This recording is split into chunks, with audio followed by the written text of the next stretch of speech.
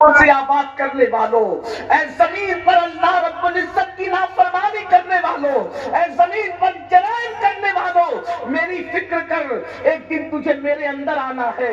میں اندھیرے کا گھر ہوں، میں تاریکی کا گھر ہوں، میرے اندر سانپ ہے، میرے اندر بچھو ہے، میرے اندر غم ہے، اللہ اکبر، میرے اندر جہنم کے دہکتے ہوئے شعلے ہیں۔ اے انسان آخرت کی تیاری کر لے، اے انسان قبر کی تیاری کر لے۔ بتاؤ میرے بھائیو، ہم کتنے غافل ہیں۔ اللہ اکبر، آج یہ میں آپ کے سامنے قبر کے متعلق عرض کروں۔ قبر دیکھتے ہو، بظاہر ایسا لگتا ہے مردے کتنے سکون سے سو رہے ہیں، یہ نگاہوں کا دھوکہ ہے، سب سکون سے نہیں سو رہے ہیں۔ بعض تو وہ خوش نصیب ہے جن کی قبریں جنت کے باغوں میں سے باغ ہے، بعض وہ کم نصیب ہے جن کی قبر کے اندر جہنم کے شعلے بھڑک رہے ہیں۔ آئیے، عذاب قبر کیوں ہوتا ہے، عذاب قبر کی وجوہات کیا ہے، میں وہ آپ کے سامنے رکھنا چاہتا ہوں۔ اللہ کرے ہمارے دلوں میں بات اتر جائے اور ہم ان چیزوں سے اپنے آپ کو بچانے کی کوشش کریں۔ عذاب قبر کیوں ہوتا ہے، سب سے پہلی چیز آغاز کرتے ہیں، کئی احادیث کا اتنے مجموعہ ہے اس کے اندر جو میں آپ کے سامنے چند نکات کی شکل میں پیش کرتا ہوں۔ سب سے پہلے عذاب قبر کے متعلق جو حدیث میں آیا ہے، نمبر ایک، جو لوگ پیشاب کے چھینٹوں سے نہیں بچتے وہ عذاب قبر میں مبتلا ہوتے ہیں۔ اللہ اکبر، اس پر تو کئی احادیث موجود ہے۔ خود اللہ کے رسول صلی اللہ علیہ وآلہ وسلم کے ظاہری دور میں بڑی مشہور روایت ہے بخاری شریف کی، اللہ کے پیارے محبوب مصطفیٰ کریم رؤوف الرحیم صلی اللہ علیہ وآلہ وسلم کہیں تشریف لے جا رہے ہیں، سواری بھٹکنے لگتی ہے، میرے آقا علیہ الصلوۃ والتسلیم سواری سے زمین پہ تشریف لاتے ہیں اور اس کے بعد دو ٹہنیوں کو توڑ کر کے ان قبروں پر رکھ دیتے ہیں اور ارشاد فرماتے ہیں ان قبروں پر عذاب ہو رہا تھا لیکن بہت بڑی وجہ سے عذاب نہیں ہو رہا ہے، بلکہ ایک اس پر عذاب اس لیے ہو رہا ہے کہ اللہ اکبر وہ پیشاب کے چھینٹوں سے نہیں بچتا تھا، اور دوسرے پر عذاب اس لیے ہو رہا ہے اللہ اکبر کہ وہ چگل خور تھا، وہ چگلی کیا کرتا تھا۔ ایک بات پہلے میں آپ کے سامنے عرض کر دوں، یعنی ہمارے نبی کی نگاہوں کو دیکھو تو صحیح، کتنا دیکھنے والی حضور کی نگاہیں، قبر میں عذاب ہو رہا ہے یہ تو حال ہے، یہ دیکھ لیا، مگر کیوں ہو رہا ہے یہ تو ماضی ہے۔ حضور نے وہ بھی دیکھ لیا کہ شان سے آقا ارشاد فرماتے ہیں یہ پیشاب کے چھینٹوں سے نہیں بچتا تھا، ارے جب نہیں بچتا تھا وہ تو گزرا ہوا زمانہ ہے، لیکن میرے نبی کی نگاہ حال پر بھی ہے، گزرے ہوئے زمانے پر بھی ہے اور مستقبل پر بھی ہے۔ میرے امام کہتے ہیں شش جہت سمت مقابل، شب و روز ایک ہی حال، دھوم و نجم میں ہے آپ کی بینائی کی۔ آقا علیہ الصلوۃ والتسلیم فرماتے ہیں پیشاب کے چھینٹوں سے نہیں بچتا تھا، دوسرا چگلی کرتا، عذاب قبر میں مبتلا ہے۔ آپ سے پوچھتا ہوں کیا آج ہم پیشاب کے چھینٹوں سے بچتے ہیں؟ تھوڑا غور کریں آپ، توجہ کریں، بہت خاص بات ہے۔ حضور علیہ الصلوۃ والتسلیم کے دور کا انسان اگر پیشاب کے چھینٹے سے نہیں بچ رہا ہے تو اس پر قبر میں عذاب ہو رہا ہے۔ بے شک بے شک۔ اب آپ سے پوچھتا ہوں پیشاب زیادہ ناپاک ہے یا گناہ زیادہ ناپاک ہے؟ اپنے پیٹ کا نکلا ہوا پانی جو ہم نے چند گھنٹوں پہلے پیا تھا اب وہ پیشاب بن کے نکل رہا ہے، وہ ہمارے پیٹ کا ہی پانی ہے نا۔ تو اگر اس ناپاکی سے نہ بچیں تو آدمی قبر کے عذاب میں گرفتار ہوتا ہے۔ بے شک۔ تو جو لوگ اپنی آنکھوں سے زنا کی فلمیں دیکھتے ہیں، اللہ کہاں پیشاب کی گندگی ہے اور کہاں زنا کی فلموں کی گندگی، کہاں پیشاب کی گندگی اور کہاں سود کے لقموں کی گندگی، کہاں پیشاب کی گندگی اور کہاں جھوٹ کی گندگی، ذرا سوچو تو صحیح۔ اللہ کے رسول صلی اللہ علیہ وآلہ وسلم فرماتے پیشاب، آج کل لوگ کھڑے کھڑے پیشاب کرتے اور پیشاب کرنے کے بعد پانی اور ڈھیلے کا استعمال بھی نہیں کرتے، اور یہ فیشن بنتا جا رہا ہے۔ اور جو لوگ گھروں کے اندر استنجا کھانے میں بیٹھتے ہیں وہ بھی بالکل ایسے بغیر چپل کے، بغیر جوتے کے، بغیر اہتمام کے چلے جاتے ہیں اور پیشاب کے چھینٹے پیروں پہ اٹھتے ہیں تو وہ اس کا اہتمام بھی نہیں کرتے، بچنے کی کوشش بھی نہیں کرتے۔ یہ عذاب قبر کا ایک سبب ہے پیشاب کے چھینٹوں سے نہ بچنا۔ اور دوسری وجہ چغلی کرنا۔ چغلی کا مطلب ہے ایک کی بات سن کر دوسرے کو پہنچانا، ان کے درمیان جدائی ہو جائے، ان کے درمیان اختلاف ہو جائے، ان کے درمیان انتشار ہو جائے۔ اگر آج چغلی کا خاتمہ ہو جائے تو مسلمانوں کے 80% جھگڑے ختم ہو جائیں، لیکن آج چغل خوری بڑھتی جا رہی۔ حدیث پاک ہے چغل خور جنت میں داخل نہیں ہوگا، بلکہ یہ بات پہلے عورتیں کرتی تھی، اب تو یہ کام مرد بھی کر رہے ہیں۔ اس سے سنا اس تک پہنچا دیا، اس سے سنا اس کو بتا دیا، بلکہ صرف بتایا نہیں بلکہ 2 کو 4 کر کے بتا دیا، 4 کو 6 کر کے بتا دیا۔ سن لو، یہاں پر مجھے امام غزالی کی بات یاد آئی۔ امام غزالی رحمت اللہ تعالی علیہ لکھتے ہیں کہ حضرت یوسف علیہ السلام کے بھائیوں نے حضرت یوسف علیہ السلام کو مار پیٹ کے جب کنویں میں ڈال دیا اور آپ کے کرتے کو اتار کر خون میں بھرا کر خون میں لٹ پٹ کر کے جو ہے وہ لے کر کے آئے اور ساتھ میں بھیڑیا بھی پکڑ کر کے لائے اور کہنے لگے بابا یہ بھیڑیے نے یوسف ہمارے بھائی کو کھا لیا۔ تو حضرت یعقوب علیہ السلام نے روتے ہوئے کہا او بھیڑیے کیا تجھے کھانے کے لیے میرا ہی بیٹا ملا تھا؟ تو وہ بھیڑیے نے اللہ کے پیغمبر حضرت یعقوب کو جواب دیا اے اللہ کے پیغمبر آپ تو جانتے ہیں کہ اللہ نے جانوروں پر حرام کیا ہے کہ وہ نبی کے جسم کو کھائے۔ آپ کا بیٹا یوسف اللہ کا پیغمبر ہے، اللہ کا نبی ہے، یوسف صدیق ہے، میں نبی کو کیسے کھا سکتا ہوں؟ میں نے نہیں کھایا ہے۔ تو پھر حضرت یعقوب نے کہا سچ بتا پھر کیا ہوا میرا بیٹا؟ کہا حضور میں سب جانتا ہوں، سب میرے ہی سامنے ہوا ہے۔ کہا پھر بتا؟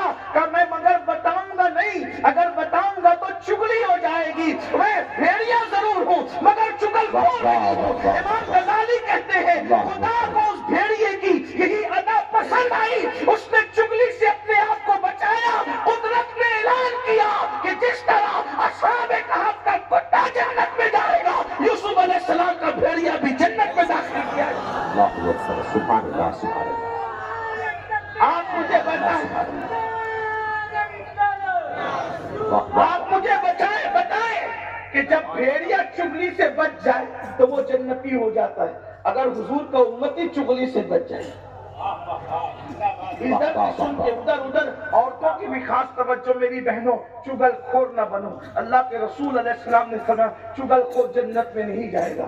ہم اس کے پاس سے اٹھتے اس کے پاس لگاتے، یہ عذاب قبر کی کوئی فائدہ نہیں، ادھر کی ادھر لگانے کوئی فائدہ نہیں، کوئی فائدہ نہیں ہے۔ آج مسلمانوں کے درمیان بھائی بھائی میں جھگڑا وجہ چغلی ہے، میاں بیوی میں جھگڑا وجہ چغلی ہے، ننند بھاوت میں جھگڑا وجہ چغلی ہے۔ اسی طریقے سے ایک سلسلے کا دوسرے سلسلے والوں کے درمیان جھگڑا وجہ چغلی ہے، ایک دارالعلوم کا دوسرے دارالعلوم والوں سے جھگڑا چغلی وجہ ہے۔ چغلی ختم کرو، اس میں اپنا کوئی فائدہ نہیں ہے سوائے نقصان کے۔ مرو گے تو عذاب قبر میں پٹتے رہو گے، کوئی بچانے والا نہیں آئے گا۔ اگر اپنی قبر کا بھلا چاہتے ہو تو پیشاب کے چھینٹوں سے بھی بچو اور چغلی سے بھی بچو۔ چغلی بدترین جرم۔ اور ایک بات آپ سے کہتا ہوں، اگر کوئی چغل خور آپ کے پاس آئے تو اس کی بات کا آپ اعتماد نہ کریں، اس کی بات کا آپ اعتماد نہ کریں۔ کیوں؟ اس لیے کہ جو لوگوں کی بات آپ تک پہنچاتا ہے وہ آپ کی بات لوگوں تک ضرور پہنچائے گا۔ ایک شخص نے امام اعظم ابو حنیفہ سے کہا کہ معتبر شخص نے مجھے بتایا کہ فلاں نے ایسا ایسا آپ کے بارے میں کہا۔ توجہ کرنا، ایک معتبر شخص نے مجھے بتایا کہ فلاں عالم نے آپ کے بارے میں یہ کہا۔ تو امام اعظم نے کیا فرمایا؟ مجھے سمجھ میں نہیں آ رہا ہے کہ چغل خور لوگ کب سے اسلام میں معتبر ہو گئے۔ غور فرمائے، چغل خور لوگ اسلام میں کب سے معتبر ہو گئے، یہ امام اعظم ابو حنیفہ فرما رہے ہیں۔ اللہ اکبر۔ اس لیے میرے بھائیوں چغل خوروں پر کبھی اعتماد مت کرنا، اعتماد مت کرنا، اس اس لیے کہ یہ اپنی دنیا اور آخرت بھی تباہ کرتے ہیں اور یہ آپ کی خوشیوں کو بھی تباہ و برباد کرتے ہیں. اور اپنے بچوں کی تربیت کرو تاکہ ان کا یہ ذہن بنے کہ ہمیں چگل خور نہیں بننا ہے. آپ لوگ کہتے ہیں آج دنیا میں ہر تیسرے آدمی کو شوگر ہے، لیکن میں یہ ضرور کہوں گا آج دنیا کا ہر آدمی گناہ کے مرض میں مبتلا ہے. لوگ شوگر سے تو ڈر رہے ہیں، لوگ بلڈ پریشر سے تو ڈر رہے ہیں، لوگ ٹی بی سے تو ڈر رہے ہیں. یاد رکھنا یہ بیماریاں اتنی خطرناک نہیں ہے جتنی گناہوں کا مرض خطرناک ہے. اس کی وجہ یہ ہے یہ بیماریاں جسم کو کھلا دیتی ہے اور دنیا کو برباد کر سکتی ہے، مگر گناہوں کا مرض یہ روح کو کھلا دیتا ہے اور یہ آخرت کو برباد کر دیتا ہے. حیرت کی بات تو یہ ہے جسمانی مریضوں کے لیے کتنے ترقی یافتہ ڈاکٹروں نے مطب اور دوا خانے اور ہاسپٹل کھول کے بیٹھے ہیں. افسوس کہ روح کے علاج کے لیے کوئی ملتا ہی نہیں. جائیں کہاں جائیں، کس کے پاس جائیں اور کون روح کا علاج کرے؟ اللہ اکبر. مگر یاد رکھنا ہم اہل سنت مایوس بھی نہیں ہے. اگر زمین کے اوپر کم ملتے ہیں روح کے علاج والے تو زمین کے اندر جو سو رہے ہیں وہ بہت پاورفل ہیں اور اب بھی وہ روحوں کا علاج جانتے ہیں. غریب نواز مزار میں ضرور ہیں مگر غافل اور بے بس نہیں ہے، بلکہ اللہ نے ابھی بھی ان کو وہ طاقت عطا کی ہے کہ جیسے حیات میں جس پر نظر ڈال دیتے تھے اس کو ولی بنا دیتے تھے، ویسے اب بھی اللہ نے ان کو یہ قوت عطا کی ہے مزار سے بھی نظر ڈالتے ہیں تو زندگی میں انقلاب پیدا کر دیتے ہیں. سبحان اللہ. اس لیے اگر روح کا علاج چاہتے ہو، اگر روح کا علاج چاہتے ہو، علاج روح دو چیزیں ہیں. نمبر ایک اہل اللہ کے قدموں سے وابستہ رہو، روح کا علاج ہوگا. اور نمبر دو اگر کوئی اہل اللہ تک رسائی نہیں ہے، وہاں تک رسائی نہیں ہے تو پھر آسان چیز اس سے اور ہے، قرآن مقدس کی تلاوت کیا کرو. قرآن کی تلاوت سنے بھائی زندہ باد. یہ روحوں کی بیماری کے لیے بہترین غذا ہے. بے شک بے شک. بلکہ روح کو سب سے زیادہ سکون اگر کسی چیز سے ملتا ہے تو تلاوت کرنے سے ملتا ہے یا تلاوت سننے سے ملتا ہے.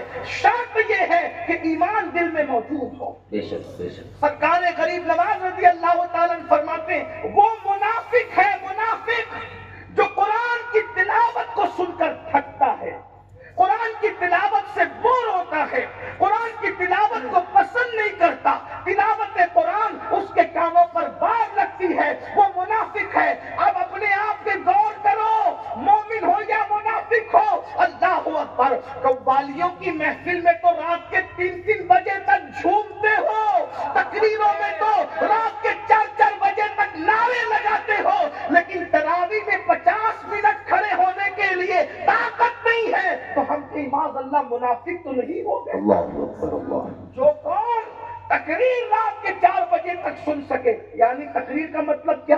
تقریر کا مطلب خطیب کی لفاظیاں رات کے 4 بجے تک سن سکتے ہیں اور خدا کا کلام 50 منٹ نہیں سن سکتے. بتائیں قرآن کو بھول گئے. لوگ کہتے ہیں نبی ہمیں بخشوائیں گے، ہم نے کہا ہمارا عقیدہ ہے بالکل بخشوائیں گے، لیکن ایک بات میں آج آپ کو کہہ دیتا ہوں، رسول اللہ صرف شفاعت نہیں کریں گے، رسول اللہ شکایت بھی کریں گے. حضور جب کھڑے ہوں گے خدا کی بارگاہ میں تو بعضوں کی شفاعت کریں گے اور بعضوں کی شکایت کریں گے. اور اب لرز جاؤ، شفاعت کرنے والا اگر شکایت کرنے پر آئے تو بچائے گا کون؟ بے شک بے شک. شفاعت کرنے والا اگر شکایت، سب شکایت کرے تو حضور شفاعت کرے، اور حضور شفاعت کر دے تو سب کی شکایت ناکارہ ہو جائے. لیکن جب اسی شفیع نے شکایت کرنا شروع کر دی تو کون ہمیں بچائے گا؟ اور حضور کس کی شکایت کریں گے؟ تو سنو، آقا نے بتا دیا میں کس کی شکایت کروں گا. آقا علیہ السلام ارشاد فرماتے ہیں جن لوگوں نے قرآن کو چھوڑ دیا قیامت کے دن میں اس کی شکایت کروں گا. اللہ یہ میری وہ قوم ہے جس نے قرآن کو چھوڑ دیا. آپ کیا سمجھ رہے ہیں میدان محشر بچوں کا کھیل ہے؟ بتاؤ قرآن چھوڑا کہ نہیں چھوڑا؟ آج سے پہلے قرآن کب اٹھایا تھا ہاتھ میں؟ کسی کو اپنی بات پر اعتماد دلانے کے لیے تو ہم نے قرآن اٹھایا ہے. کیجیے اور چہلم کے محفلوں میں تو ہم نے قرآن اٹھایا ہے. بچیوں کو جہیز میں دینے کے لیے تو ہم نے قرآن اٹھایا ہے. دکان اور مکان کی اوپننگ کے لیے تو ہم نے قرآن اٹھایا ہے. کیا کبھی ہم نے اس نیت سے بھی قرآن اٹھایا کہ یہ اللہ کی کتاب ہے، تلاوت کر کے اس کو زندگی میں شامل کروں؟ آج سے پہلے کب قرآن اٹھایا؟ ہم اس بات میں بالکل ٹھنڈی نیند سو رہے ہیں. حضور تو شفاعت کریں گے. میں نے کہا بالکل کریں گے، لیکن تصویر کا دوسرا رخ بھی یاد رکھو. حضور جہاں شفاعت کریں گے وہاں شکایت بھی ہے. بولو تلاوت کرتے ہو؟ نیند سے اٹھ کے واٹس ایپ پر نظر ڈالنے والوں اور گھنٹوں واٹس ایپ پہ لگے رہنے ہو. کچھ لوگ تو جلسے میں بھی واٹس ایپ پہ لگے رہتے ہیں. کچھ لوگ تو جلسے واٹس ایپ پڑھ رہے ہو، فیس بک پر ہو، یوٹیوب پر ہو، خدا کی کتاب بھی پڑھ رہے. یہ واٹس ایپ کیا ہے؟ دوستوں کا میسج ہے. دوستوں کا میسج تو نیند سے اٹھ کے آنکھ کھلی فوراً دیکھا. اور قرآن اللہ کا میسج ہے. واہ واہ واہ واہ واہ. اس کو دیکھا، سبحان اللہ سبحان اس اللہ. کو دیکھا، قرآن کو دیکھا. قرآن روح کی بیماریوں کا علاج. ہماری روحیں بیمار اس لیے ہے ہم قرآن چھوڑ چکے. بڑی معذرت کے ساتھ قرآن، بلکہ بہتوں کو تو قرآن پڑھنا آتا ہی نہیں، جانتے نہیں قرآن پڑھنا. قرآن پڑھنا نہیں جانتے. صوفیہ فرماتے ہیں جس نے قرآن پڑھنا نہیں سیکھا قیامت میں وہ اندھا اٹھایا جائے گا. اللہ اکبر. مرنے کے بعد اندھے اٹھنے کے لیے تیار ہو جاؤ. سب سیکھا، قرآن نہیں سیکھا، اللہ کی کتاب نہیں سیکھی. اور قرآن پڑھ کے دیکھو. آج لوگ کہتے ہیں مولانا سب کچھ ہے، سکون نہیں ہے. ارے سکون کیوں نہیں ہے؟ اس لیے کہ جس چیز سے سکون ملتا ہے وہ تو نے چھوڑ دیا. ایک مثال کے ذریعے آپ کو سمجھاؤں، شاید آپ سمجھ سکیں. آدمی جب پردیس جاتا ہے، پردیس تو پردیس میں نہ ماں ہوتی ہے نہ باپ، یعنی دیش کا کوئی آدمی نہیں ہوتا، وطن کا کوئی آدمی نہیں ہوتا. جا کے پوچھو امریکہ میں، برطانیہ میں، سعودی میں رہنے والوں کو کہ پردیس کی راتیں کتنی سخت ہوتی. دن تو گزر جاتا ہے، راتیں میں تھکنے کے بعد بھی سکون کی نیند نہیں آتی، بے چینی رہتی ہے. تو پھر اس وقت کیا ہوتا ہے پتہ ہے؟ آدمی فون اٹھاتا ہے، موبائل، اور اپنے وطن میں فون لگاتا ہے. وطن والو تم نہ صحیح، تمہاری آواز تو صحیح، تمہاری گفتگو تو صحیح، تمہارا کلام تو صحیح. اور جب وطن میں بے وطن آدمی، پردیسی آدمی جب وطن میں فون لگاتا ہے تو وطن والے کو فون کرتا ہے تو 2 منٹ میں کٹ کرتا ہے، 1 منٹ میں کٹ کرتا ہے. لیکن جب پردیس سے فون کرتا ہے تو بیوی سے بھی گھنٹوں، بچوں سے بھی گھنٹوں دو. وہ لوگ سوچتے چلو فون رکھ دو، لیکن جو پردیسی ہے وہ سوچتے نہیں ذرا اور بات کرو. اور تو نہ صحیح، تیرا کلام صحیح، تو نہ صحیح، تیری گفتگو صحیح، اسی سے دل بہلا لوں گا. بات سمجھ آتی ہے؟ اللہ رب العزت نے انسان کو جو بنایا تو 2 چیزوں کا مجموعہ بنایا ہے. ایک انسان کی روح ہے اور ایک انسان کا جسم ہے. جسم اس زمین کا ہے، مٹی سے بنا ہے، اور روح عالم امر سے آئی ہے. تو یہ روح کا دیش نہیں ہے، یہ روح کے لیے پردیس ہے. تو پردیس میں سب بے چین ہوتے ہیں، تو پردیس میں روح بھی بے چین ہے. یہ روح بھی پردیس میں، روح پردیس میں پردیسی ہے، اس لیے اس کا یہاں دل نہیں لگتا. جسم چاہتا ہے یہیں رہے، روح چاہتی ہے جاؤں جاؤں جاؤں. اور حضرت امیر خسرو نے روح کی فریاد یوں لکھی تھی. لوگوں نے اس کو پتہ نہیں کہاں کہاں پہنچا دیا، لیکن صوفیہ کے نزدیک یہ روح کی فریاد ہے. حضرت امیر خسرو نے لکھا تھا کاہے کو بیائی بدیس، اے سخی بابل کاہے کو بیائی بدیس. میں تو بابل تورے جھاوے کی چڑیا، भोर भवे उड़ जाए रे काहे को ब्याई विदेश मैं तो बाबुल तोरे खूटे की गैया हाको जिधर हक जाए रे काहे को ब्याई विदेश डोले का पर्दा उठाकर जो देखा बाबुल ना बाबुल का देश काहे को ब्याई विदेश। खुसरो कहते हैं भाइयों को दिले बाबुल महले दो महले हमको दिया परदेश काहे को ब्याई विदेश। सूफिया कहते हैं रूह अपने मुर्शिद से फरियाद कर रही है काहे को ब्याई विदेश। ये हजरत अमीर खुसरो बयान कर रहे हैं। तो ये जो दिल के अंदर रूह है, हम कहते हैं ना सब कुछ है, सुकून नहीं है। क्यों? नरम गद्दा जिस्म के लिए है, रूह नरम गद्दे से सुकून नहीं पा सकती। अल्लाह अकबर। ये मुसल्लम, ये मुर्ग, ये चिकने, ये मुरक्कन खाने ये जिस्म को सुकून दे सकते हैं, रूह को सुकून नहीं देते। क्योंकि रूह की ग़िज़ा ये खाना पीना नहीं है, ये सोना रूह की ग़िज़ा नहीं है, रूह तो सोती भी नहीं है यूं तो। अल्लाह अकबर। इसी तरीके से ये ठंडे ठंडे शरबत ये जिस्म की ग़िज़ा है, ये रूह की ग़िज़ा नहीं है। तो अल्लाह अकबर, हम जिस्म को मोटा कर रहे हैं, जिस्म को फरमा कर रहे हैं, जिस्म को ताकत दे रहे हैं, जिम जा करके जिस्म को बना रहे हैं। फिर इंसान कहता सब है, सुकून नहीं है। क्यों? इसलिए कि जिस्म के लिए सामान तो किया है, रूह का कोई सामान किया ही नहीं, इसलिए रूह बेचैन रहती है। बेचैन रहती। हम क्या कहते हैं? सब है, सुकून नहीं है। अरे रूह पुरसुकून होगी तो सुकून मिलेगा। हमारी रूह बेचैन है। कुदरत इस बात को जानती है कि परदेश में रूह बेचैन होगी। अल्लाह अकबर। आलम अम्र से आई हुई ये रूह जब बेचैन होती है तो परदेश में तू नहीं तो तेरा कलाम। वाह वाह वाह वाह, सुभान अल्लाह सुभान। हम अपने परदेश में रह करके देशवासियों से कलाम करते हैं तो कुदरत ने अपने कलाम को जाने अरवा मुहम्मदुर रसूलुल्लाह सल्लल्लाहु अलैहि वसल्लम पे नाजिल किया। और जब ये रूह कुरान सुनती है तो ये मुतमईन हो जाती है और सुकून पा जाती है। इसीलिए तो देखो जब रूह निकलने का वक्त आता है तो हुजूर ने क्या फरमाया? कोई वजीफा नहीं दिया, क्या फरमाया? कुरान पढ़ो, कुरान पढ़ो, कुरान पढ़ो। अरे कुरान पढ़ने से रूह क्यों निकल रही है? इसलिए कि उसको अपने वतन की तरफ बुलाया जा रहा है। और जब वतन की बात हो रही है तो फिर रूह आसानी से परवाज हो। इसी को तो कहा था, अरे जब किसी के कुरान पढ़ने से तेरी मौत आसान हो सकती है तो तेरे कुरान पढ़ने से तेरी जिंदगी की मुसीबत आसान। जिंदाबाद जिंदाबाद। तो अल्लाह के रसूल सल्लल्लाहु अलैहि वसल्लम ने फरमाया जिन्होंने कुरान छोड़ दिया मैं क़यामत के दिन उनकी शिकायत करूंगा। आका फरमाते मैं क़यामत के दिन उनकी, इसलिए कुरान की तरफ ये रूह के सुकून कर लीजिए।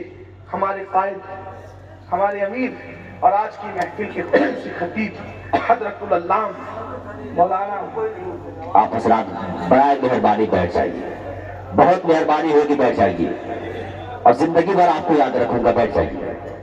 जलसे के वक़ार को खराब न कर। हजरत आपकी खिदमत करने आ रहे हैं, आपसे बात करने आ रहे हैं। गाड़ी को आगे लेते आइए, गाड़ी को आगे लेते आइए। आप हजरत बैठ जाइए,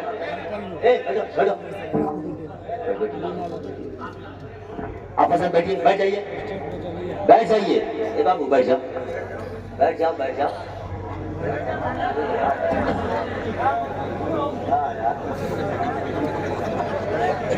गिर गए का नारे तकबीर, सड़क पे गिरा है। बैठो, कैसे आए बैठो। नारे तकबीर, नारे रिसालत, उलमाए अहले सुन्नत, मशाइख अहले सुन्नत, अल्लामा शाकिर नूरी साहब, नारे तकबीर, नारे रिसालत।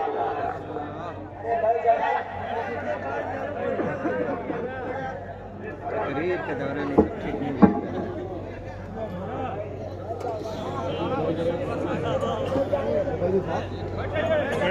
बैठ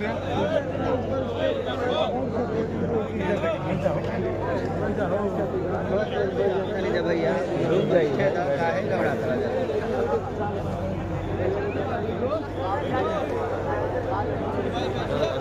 बस बस बैठ रहे अच्छा से देखिएगा, आप घबराइए नहीं।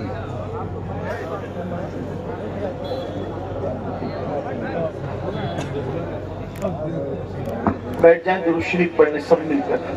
अल्लाहु रब्बु मुहम्मदिन सल्लल्लाहु अलैहि वसल्लम नहनु इबादु मुहम्मदिन सल्लल्लाहु अलैहि वसल्लम व अला ज़री व आलिहि अबदत दुहूर व कररमा सलातु व सलामुन अलैका या जद्दल हसन वल हुसैन व अला आलिका व अस्हाबिका या जद्दल गौस सकलैन। हज़रत हमारे कायद, हमारे अमीर तशरीफ ला चुके हैं और हुजूर किबला कायदे मुहतरम की शख्सियत मुहताज तारुफ नहीं है, हजरत आ गए। असल में मेरा बयान वैसे 10:30 से जो है वो बल्कि 10 बजे से 11 बजे के दरमियान होना था, लेकिन हम लोग लेट हुए और सर्दी का मौसम भी है और हुजूर किबला का खिताब भी होना है। वैसे भी हजरत की आमद के बाद मैं आमतौर पर बयान नहीं करता, इसलिए कि मैं जो कुछ भी आप लोगों को सुनाता हूँ टूटे फूटे अंदाज में, इसमें सारी मेहनत जिन बुजुर्गों के उनमें से एक अहम हस्ती जो मेरे मुरब्बी भी हैं, मेरे उस्ताद भी हैं, वो किबला अमीर सुन्नी दावत इस्लामी की ज़ात है कि मैं टूटे फूटे अंदाज में आपकी खिदमत करता हूँ। हजरत तशरीफ लाए हैं और आप जो लोग जानते हैं वो तो जानते ही हैं, जो नहीं जानते उन्हें पता होना चाहिए कि ये वो शख्सियत है जिसने दर्जनों उलमा और मुफ्तियान किराम की टीम अहले सुन्नत को अता फरमाई। सुभान अल्लाह। सैकड़ों दायान दीन जिसने अपने ज़ेरे तरबियत पैदा किया। अल्हम्दुलिल्लाह अहले सुन्नत के कसीर इदारे आपने कायम फरमाए, जिनकी तादाद इस वक्त मैं जिक्र नहीं कर रहा हूँ किसी हिकमत के तहत, लेकिन बड़ी तादाद में हजरत ने इदारे कायम फरमाए। और आप बेहतरीन मुसन्निफ भी है, दर्जनों किताबें भी लिखी है, बेहतरीन नागो शायर भी हैं और साथ ही साथ एक बेहतरीन जो है वो इंसान साज शख्सियत भी है।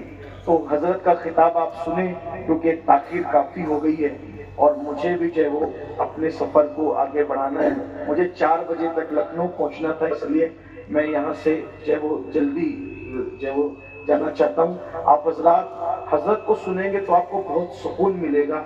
उसकी वजह मैं बताऊँ, बहुत सारे बुजुर्गों को मैंने कहते हुए सुना, जब हजरत गुफ्तगू करते हैं तो हमको ऐसा लगता है कि हम 600-700 साल पीछे पहुंच गए, 800 साल पीछे पहुंच गए। हमें यूँ लगता है कि इनके मुर्शिद हुजूर मुफ्ती आजम का फैज़ान इन पर ऐसा है कि हमें ऐसा लगता है कि जब ये इस अंदाज से हमारी तरबियत कर रहे हैं तो राजी और गजाली के ज़माने में वो लोग किस तरह वालों की तरबियत करते हैं। और आप जानते हैं कि यहाँ एक ही फिक्र है। मैंने हजरत को खलवतों में देखा, जलवतों में देखा, मैंने इनको हमेशा दीन की फिक्र करते देखा और ये हमें हमेशा यही कहते रहते हैं कि आप लोग भी दीन की फिक्र करें क्योंकि दुनिया से जाना है। और एक एक जुमला कभी कभी ऐसा फरमा देते हैं। मैंने हुजूर मुफक्किर इस्लाम के जरिए से ये बात मुझ तक पहुंची। हजरत मुफक्किर इस्लाम अल्लामा कमरुज़्ज़मान खान साहब किबला आज़मी एक मरतबा फरमा रहे थे कि आपकी तकरीर का एक जुमला ऐसा है कि इस खिताब के जुमले पर पूरी किताब लिखी जा सकती है। यानी ऐसी ऐसी गुफ्तगू आप फरमाते हैं और बहुत अच्छा आप लोग सुन रहे हैं, अच्छा माहौल है। तो मैं ये चाहूँगा कि आप हजरात इसी माहौल के अंदर पुरसुकून अंदाज में सुने। और मेरी ख्वाहिश ये होगी कि यकीनन अहले सुन्नत व जमात के अंदर एक रस्म भी है, एक दस्तूर भी है और एक तरीक़ा भी है जो बहुत महमूद है, बहुत हसन है। वो ये है कि हम अल्लाह से करीब होने के लिए अल्लाह वालों के हाथ पर बैअत करते हैं, मुरीद होते हैं। और असल मुरीद तो हम हुजूर को सिफात के होते हैं, गरीब नवाज के होते हैं, लेकिन कोई ना कोई पीर जरिया बनता है। तो हजरत किबला कायदे मोहतरम सिलसिले आलिया कादरिया बरकातिया के शेख तरीक़त भी हैं।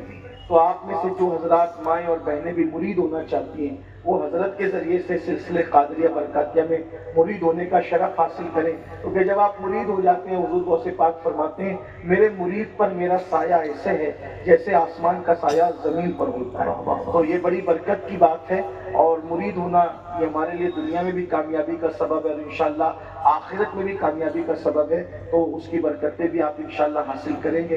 तो अब जो वो मैं समझता हूँ कि हमारे नाज़िम बहुत अच्छी निज़ामत करते हैं माशाअल्लाह। उनके सामने मेरे जुमले कुछ भी नहीं है, लेकिन मैं चाहता हूँ वक्त बच जाए और खिताब जल्दी से शुरू हो जाए। तो नाज़िम साहब की इजाज़त से मैं बगैर किसी ताख़ीर के अपने कायद, अपने अमीर हुज़ूर दाई कबीर, जिनकी खिताबत की गूंज पूरी दुनिया में है, امریکہ جیسے ملک ہو یا برطانیہ جیسا ملک ہو جہاں لوگ اردو نہیں جانتے، بہت سارے انگریز حضرت کی اردو کی گفتگو سے روتے ہوئے نظر آتے ہیں. دل سے جو بات نکلتی ہے اثر رکھتی ہے، پر نہیں طاقت پرواز مگر رکھتی ہے. تو حضرت ہمارے درمیان موجود ہے. آپ نعرہ تکبیر و رسالت شکر کے طور پہ بلند کریں. کیسی ہستیاں ہمارے درمیان آتی ہے، ہماری اصلاح کا سبب بنتی ہے. حضرت کی بلا کے لیے تکبیر و رسالت شکر کی نیت سے بلند کریں. نعرہ تکبیر، نعرہ تکبیر، اللہ اکبر، نعرہ رسالت، یا رسول اللہ، نعرہ رسالت. یا رسول اللہ.